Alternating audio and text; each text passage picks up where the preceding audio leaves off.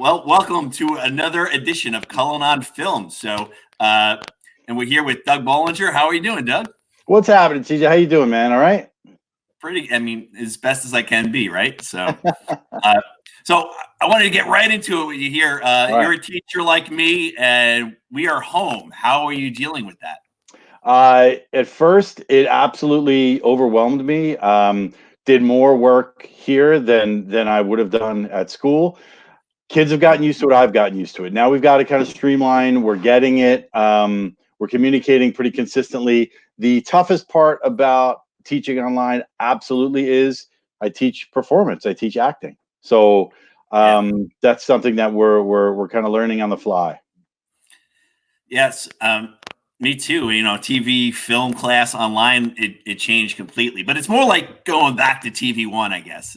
So all my advanced kids had to be like, they had to kind of switch gears and like, oh, we got to do all this again. Like, right. But you're always learning though, even with acting and filmmaking. Even though it's online, you're always learning. There are online classes. Absolutely, and what is still fun is that deep down, because I teach actors, but I teach other majors. I have an acting minor class, which is fun. So I have dancers, I have vocalists, I have audio engineers. So for them, they're now able to do their monologues at home in the room and record them instead of doing them in front of 30 people in my class. So they can they've got a little leeway now. But we're all learning, and the bottom line is we're all storytellers, we're all creative. So we got to figure out a way to feed that monster. Yeah. So then, we used to have a lot of people coming to the classroom, and now I have the opportunity at home now because of this. I'm getting people from all over the country in our profession to come on and talk to me for the students. Do you have any good advice to give someone that's going in the arts? Now you teach pretty much everything, and I teach TV film, but I'm part of all the arts. But we have an arts academy at our school, so exactly what you said. Like there's dancers and singers and actors and filmmakers and artists, and there's so many different types of arts. So coming from someone that teaches all that, would you have any advice for them, especially now in this time period? Absolutely. So what you just mentioned, we're kind of doing too. We're getting words, we're getting advice from people that aren't just us, because they see us every day. We're the teachers. Yeah. We could say the exact same thing that a professional says, and they're going to listen to them, and that's okay. Yeah. So what we've done is we started this today. We have a professional from the industry, writers, actors, dancers, etc., that are making some little kind of, we call them the hope and guidance videos. And every day we're making them available to our kids just to watch. And these are, today we had on Diablo Cody, who wrote Juno, and Jagged Little Pill, that's currently on Broadway, kinda. And I watched all these videos and curated them, and what a lot of them are saying is something that I will repeat and not take it as an original thought, is we ultimately still have to be creative. So whether that's traditionally like we used to be, which was on a stage or behind a camera, etc., now we're doing it in our rooms. We're writing. We had a perfect example is I had a group of juniors that got together. I don't even know what the heck TikTok was. Well, I learned pretty quickly. They did a TikTok that got 3 million views in like a week. Wow. And it was creative as heck. It was awesome. And it's things like that. It's getting the circumstance that we're in, realizing it, and still being creative.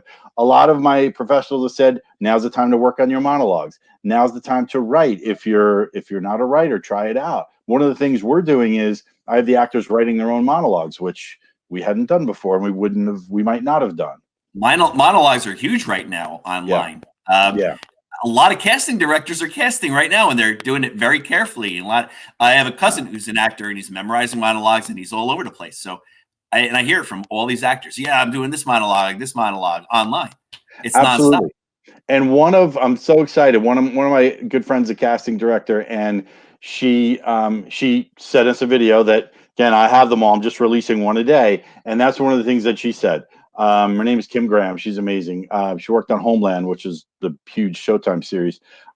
She was saying, hey, listen, you guys got to do this professionally. You're going to be doing self-tapes all the time.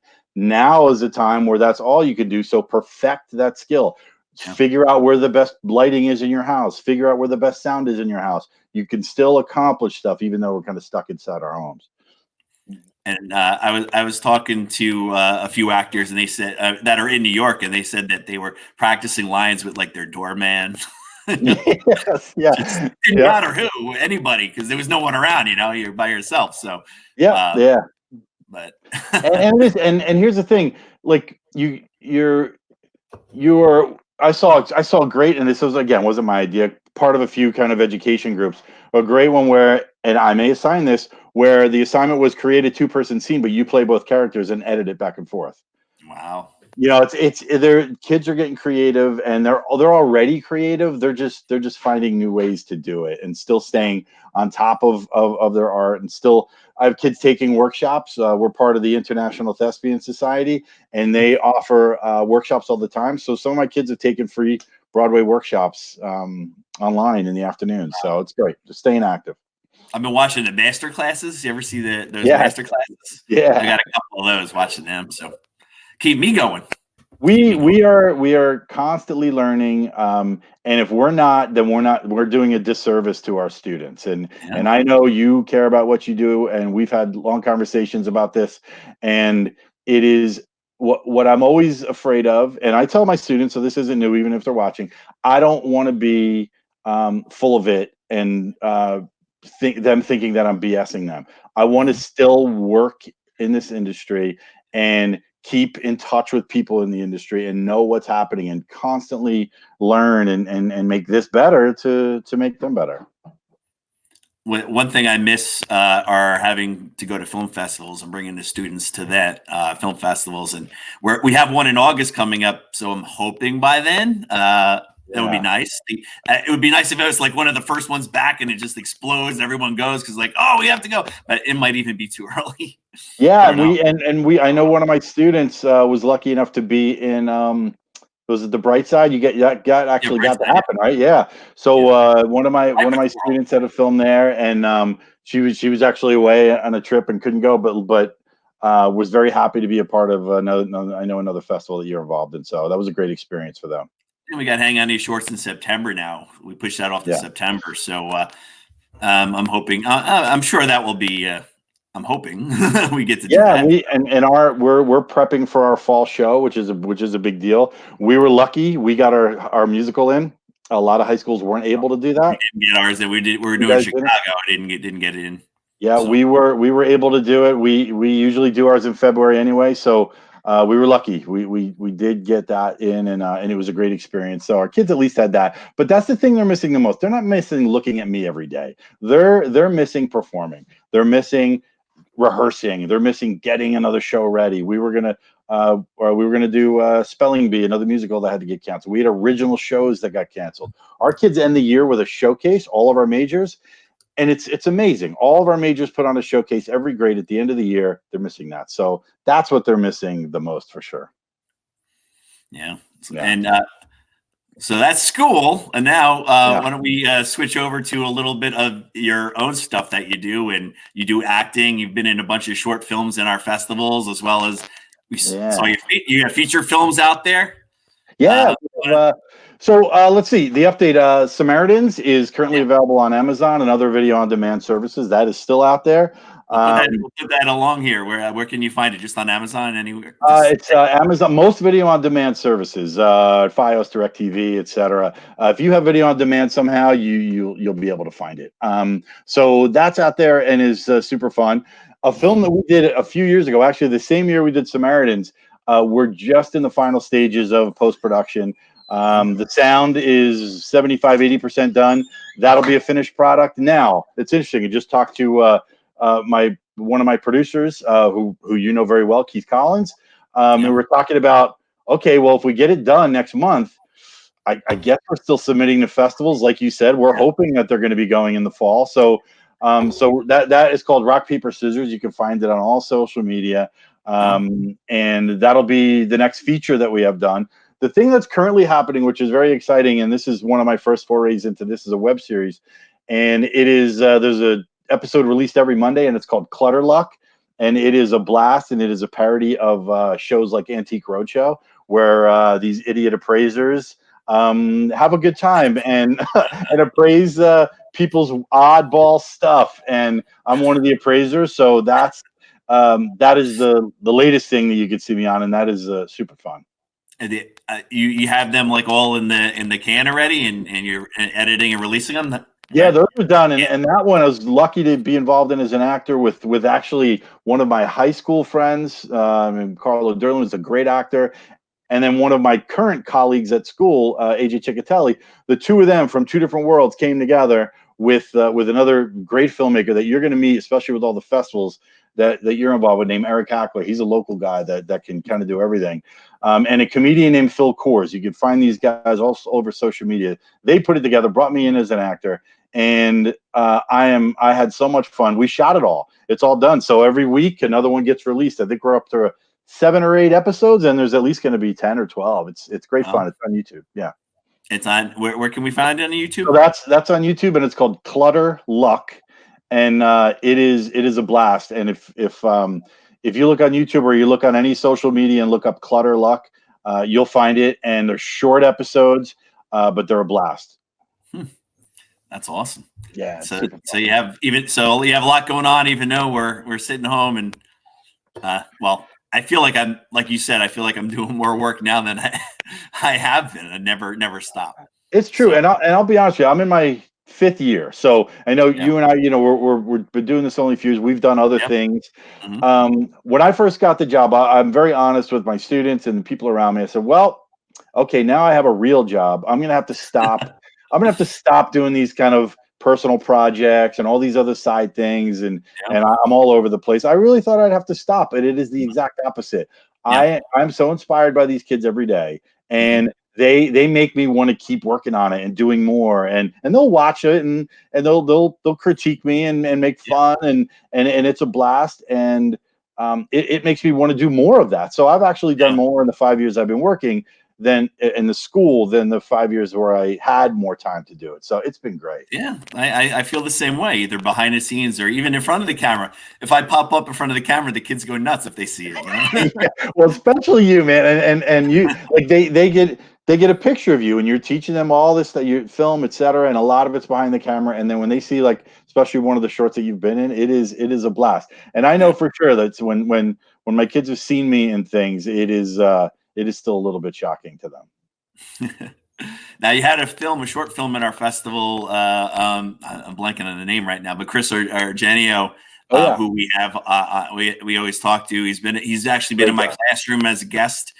You worked with him on what was the name of that short film? Yeah, that was Little Did She Know, and Chris, an amazing guy, and the lead actress Katie won. I think she won. She won an acting award at your festival. She is absolutely amazing. And interesting, Katie, because you bring that up. I love Chris.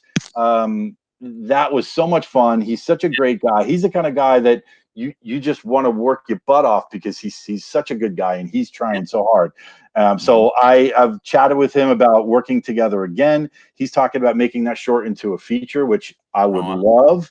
And I think he's smart enough and talented enough to do it. And it's fun that through that job and working with Katie, I did do another feature that was due to premiere in June at a festival, which is again is a bummer. It's called The Cattle Farmer, and Katie is one of the leads in that, and I play a villain, which is super fun.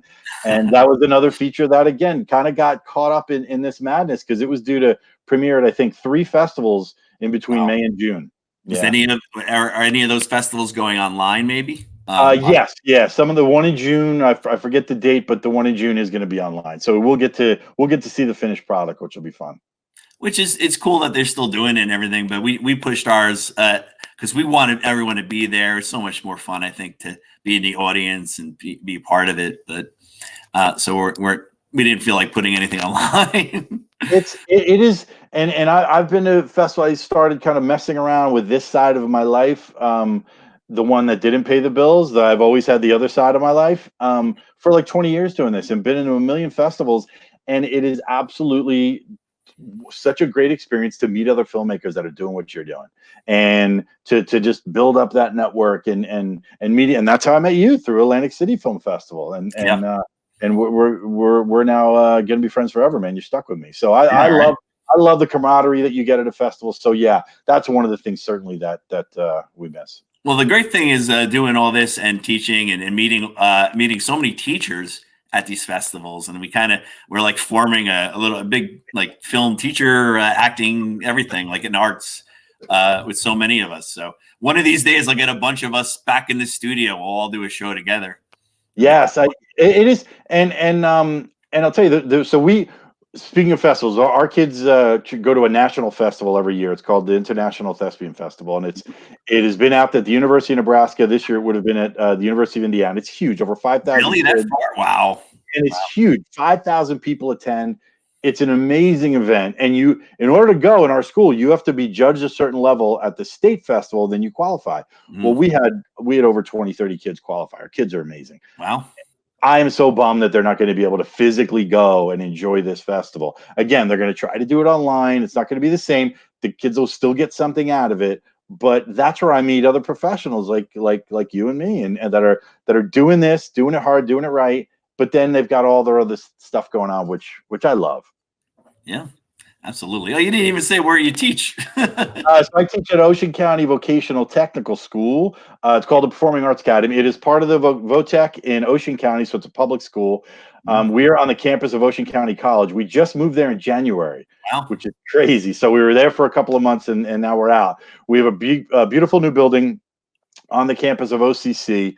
The Jay and Linda Grunin Foundation was a big part of building that building. We have our own black box theater. We have 4 majors: dance, vocal, acting, and audio. So if you are a middle schooler in Ocean County and you were into any of those 4 things, I mentioned audio, acting, dance, and vocal, you audition as an 8th grader. And we accept as under 300 kids total in our school. Everyone has a major. Everyone spends a quarter of their day every day in their major.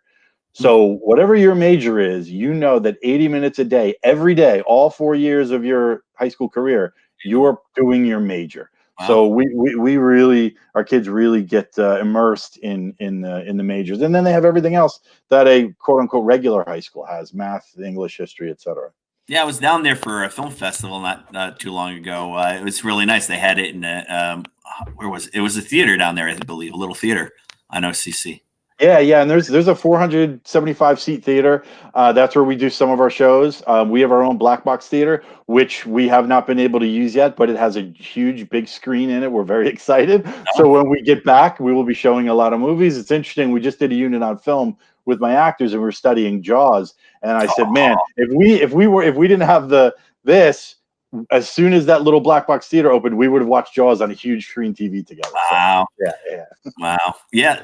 Jaws is a great teaching film. Like I never show, like they would show, I don't show all films, like the full length really, except but parts. And there's always, when you begin teaching TV film classes, you always talk about the shots, and there's always a shot in Jaws that you have to show. There is. And it's funny. I get my actors. I teach sophomore and junior actors, and then I also teach seniors in a film class. And then I get other sophomores that are non-acting majors. So for my juniors in my film class, we analyze Jaws in both of those classes, and we have the time to we're lucky. We could watch the whole film in a class and a half, and then spend time picking it apart shot by shot, and really, like you do, really letting them know what the heck these shots mean. Why did they do that? Why do they do what does this close-up mean as opposed to this wide shot? It is such a great tool. And I was just so excited because I started my film class back in the teens, back with short films, and then we spent a little time on Charlie Chaplin, etc. I was just so excited that the kids were into it. They were not rolling their eyes. Oh, it's black and white. Oh, there's no sound. No, they were into it and loved it, and were amazing. That's awesome. Yeah, that's great it's stuff. It's fun. Yeah, absolutely.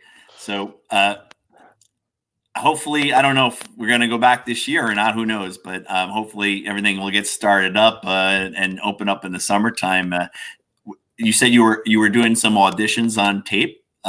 Were you doing it yourself, or your students were doing it? No, the students are doing that, and there are a couple of projects that I'm hoping to be involved with this summer. Hopefully, we'll have a finished product of rock, paper, scissors. So a lot of my energy will be towards getting that out to festivals, and maybe doing local screenings. We're thinking of doing another local screening of a feature that I did called Ripples of Water. Again, as an actor, I love it, especially, and you know, when you write and direct and do the other stuff, when you can come on and just be an actor sometimes, it's a real pleasure. And Ripples of Water is another feature that did the festival route and had won some great awards.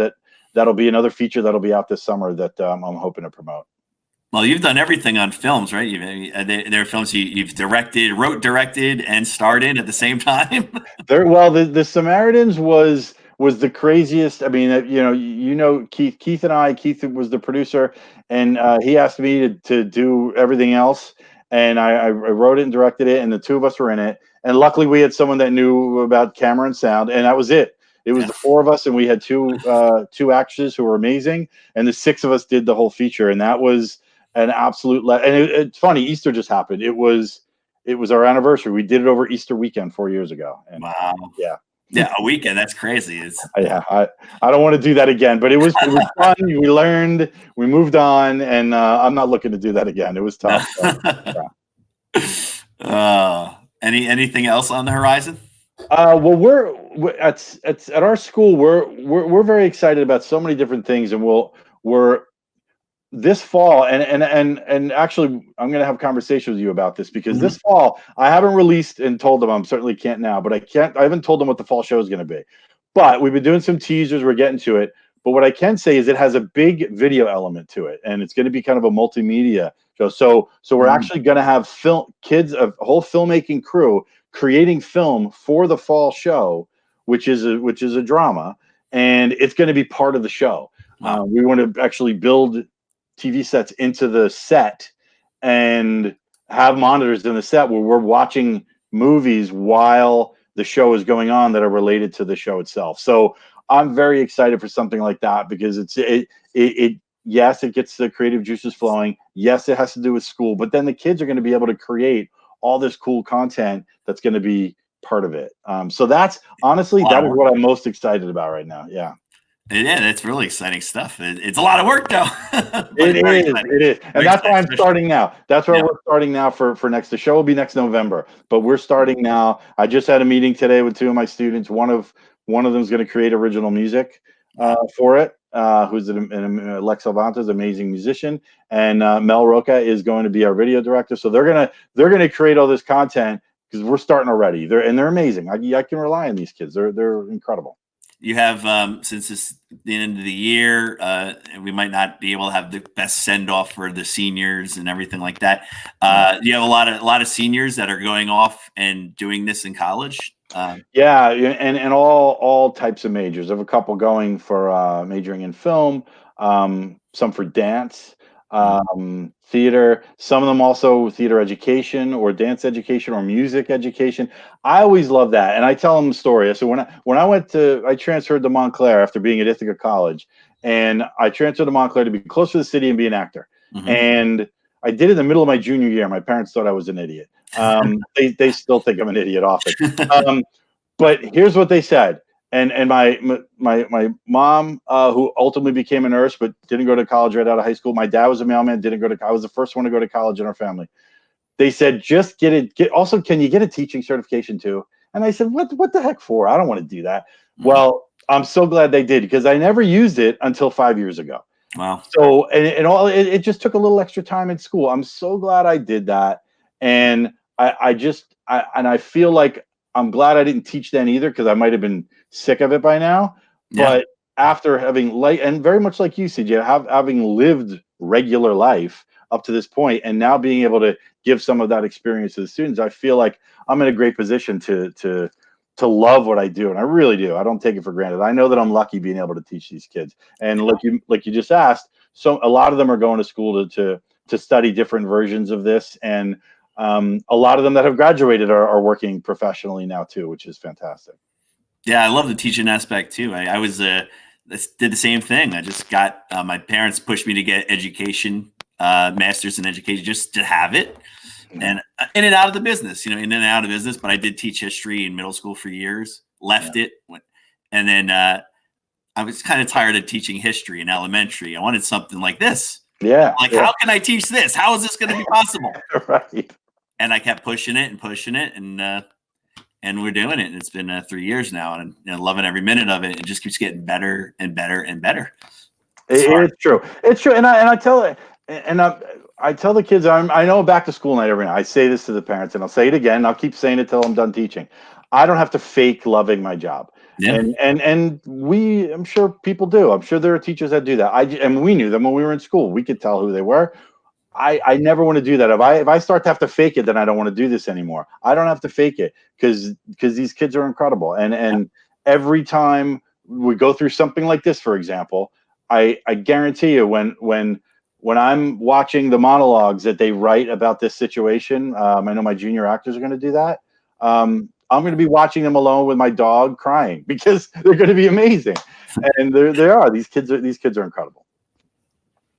Yeah. So just before you go, do you have any other things you would say you're in a room right now full of a bunch of art students from at my school or your school, both of them? What's the best thing that you could tell them? You don't have to separate being an artist with paying your bills. You can do both, and you've got to find a way to figure that out to do this and get paid to do it. The artists that CJ and I know that get paid to do this treat it like a business.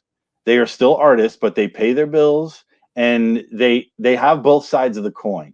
And I would say cultivate both sides of the coin. Cultivate the artist in you and cultivate the entrepreneur in you, and do both, because that's how you're going to make a career out of this.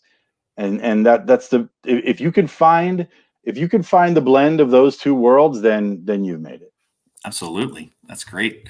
So, well, hopefully we'll get some film festivals out there this summer, and we'll get to go and check out these films and see your new film out there.